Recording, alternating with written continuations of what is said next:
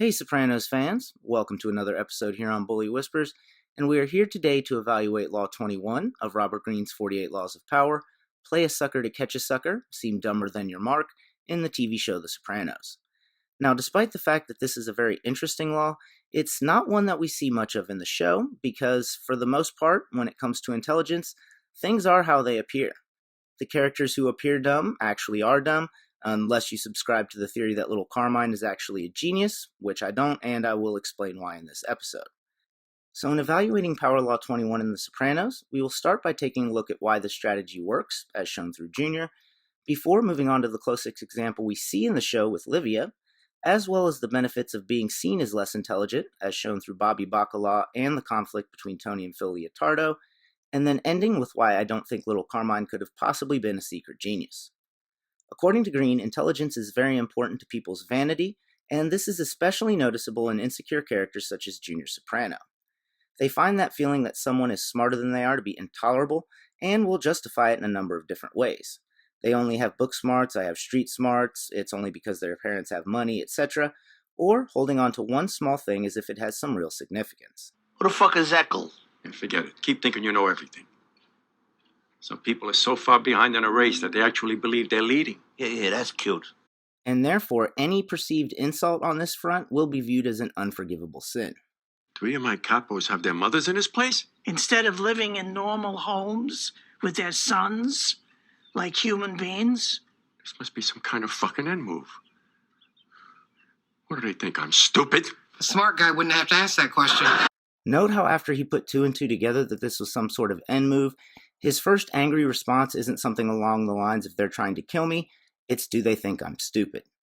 Anyways, since intelligence is so important to most people, when setting up a mark, the trick is not only to make them feel smart, but to make them feel smarter than you.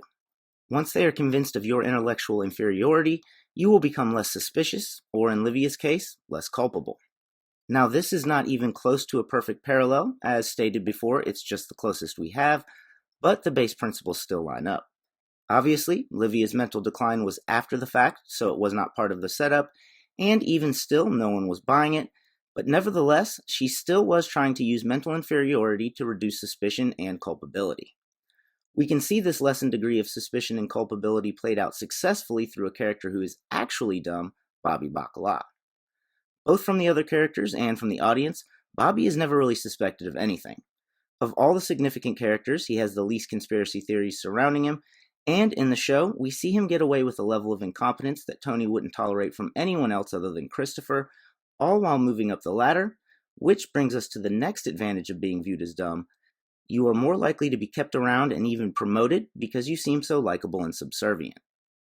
According to Greene, this is especially applicable to people who start off very low in the hierarchy. I remember Daddy said that someday Bobby would be your linchpin. My brother said that. Bobby was still a head waiter when Johnny died. And this may be exactly what's happened with Bobby Bacala. As mentioned in other episodes, there is nothing about him that really makes him seem fit for the number 3 spot, and although Tony was facing a crisis of talent, this may have been the one thing he had over everyone else. Tony wasn't worried about him pulling anything funny. Even Sil had the incident with the theft from the construction site, but no one was worried about Bobby, and this is almost entirely due to how dumb he was. When Tony looks at Bobby, he doesn't see a possible tiger waiting to pounce, he sees a big dumb pig, which brings us to the Chinese phrase, masquerading as a swine to kill the tiger. Had Bobby just been acting dumb and not actually been dumb, he would have been in a perfect position to hunt the tiger, so to speak, not to be confused with chasing the dragon, which is more of Christopher's thing. According to Greene, this technique works especially well against tigers who are arrogant and overconfident. The easier prey they think you are, Historically, Carmine always said the Sopranos are nothing more than a glorified crew. the easier it is to turn the tables on them. I can't go there. You do what you gotta do. And this is a dynamic that is visible in the conflict between Phil Leotardo and Tony. Now, just like with Livia, this is not a perfect parallel, though it is a bit closer. Obviously, Tony wasn't pretending to be anything in order to set Phil up. Phil just thought that Tony was junior varsity and proceeded forward like he had a bunch of guys from Seton Hall that were 7 feet tall, some of them. According to Greene, Intelligence is an obvious trait to downplay, but there is no need to stop there. Downplaying taste and sophistication can be almost as effective. Again, Tony wasn't acting, but nevertheless, even though Phil didn't view Tony as stupid, he, as well as most of New York, viewed Tony and the Jersey mob as small-time wannabes.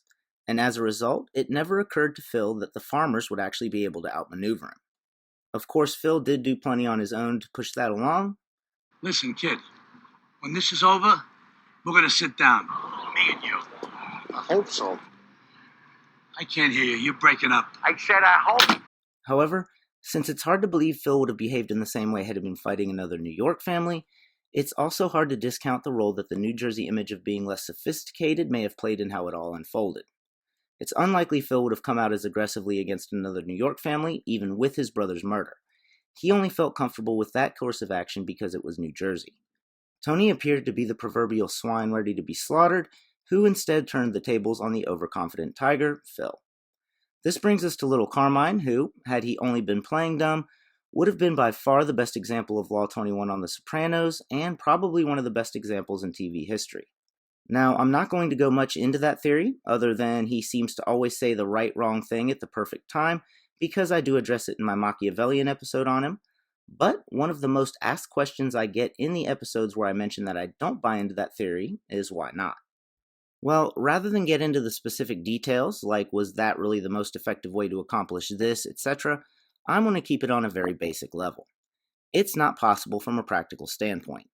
He was the son of the legendary Carmine Lupertazzi, who invented point shaving in 1951, which would have been years before he was even born.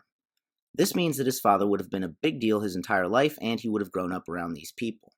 They would have known him his entire life, and especially in the case of the older New York guys like Phil Leotardo or Angelo Gareppe, since he was a small child. After all, Angelo was Carmine's consigliere for 30 years before going to jail in 1984, and Little Carmine wasn't born until 1957. That means that Angelo would have already been Carmine Sr.'s consigliere for several years before Little Carmine was even born.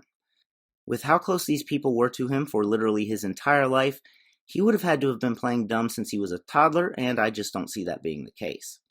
Now, to be fair, there are historical examples of people effectively pretending to be dumb in their later youth, such as Emperor Claudius and Louis XIII, who were used as historical examples in this chapter. I just don't think that's the case here. Now, before ending the episode, I'm going to go ahead and address the undercover FBI agent who took Adriana down, because it does fall right in line with Power Law 21. I didn't use this as an example in the episode because mostly there isn't too much to delve into, but also because she didn't really pretend to be dumber than Adriana, because let's be honest, Adriana is pretty dumb and it would take a lot of work to try and be dumber than her.